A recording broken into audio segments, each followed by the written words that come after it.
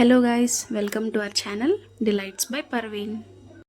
This is our first video. Please show some love and support. సరే, అందరూ ఎలా ఉన్నారు? బాగున్నారా? ఈరోజు మీ ఇంట్లో ఏం చేసుకున్నారు? మా మమ్మీ అయితే మటన్ బిర్యానీ చేసింది. మదర్స్ అందరూ ఇంత బాగా ఎలా కుక్ చేస్తారు?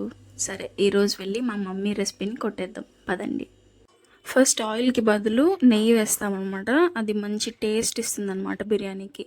తర్వాత హోల్ బిర్యానీ స్పైసెస్ అంటారు కదా, లవంగ, చెక్క, యాలుకలు, షాజీరా, బిర్యానీ ఆకు, అనాస పువ్వు, మరాఠీ మొగ్గ ఇవన్నీ వేసి ఫ్రై చేసి తర్వాత ఆనియన్స్ వేసి అండ్ గ్రీన్ చిల్లీస్ వేసుకొని బాగా ఫ్రై చేస్తాం. తర్వాత ఆనియన్స్ కొంచెం గోల్డెన్ కలర్ వచ్చాక అల్లం వెల్లుల్లి పేస్ట్ వేసుకొని బాగా ఫ్రై చేస్తాం. జనరల్గా మా ఇంట్లో ఈ ఫ్రై చేసే ప్రాసెస్ నాదే గైస్, ఎందుకంటే అడుగంటిపోతుందంట. దగ్గరే నుంచొని అలా నీట్గా ఫ్రై చేసుకోవాలంట. అందుకే తర్వాత టొమాటోస్ వేస్తాము. అలాగే ఫ్రెష్గా కట్ చేసుకున్న పుదీనా అండ్ కొత్తిమీర వేసి కాసేపు ఫ్రై చేసుకుంటామన్నమాట. ఇంక ఇక్కడి నుంచి ప్రాసెస్ ఈజీనే. మటన్ తీసుకున్నాము. మెజర్మెంట్స్ వచ్చేసరికి 1 kg రైస్కి 1 kg mutton or chicken, prawns మీరు ఇంకేది తీసుకున్నా అది ఇంకా మీ ప్రిఫరెన్స్. తర్వాత 2-3 విజిల్స్ వచ్చే వరకు కుక్ చేసిన మటన్ ఉంటుంది కదా, అది మిక్చర్లో యాడ్ చేసి కారం, ధనియాల పొడి, గరం మసాలా ఇవన్నీ యాడ్ చేసి బాగా మిక్స్ చేయాలి.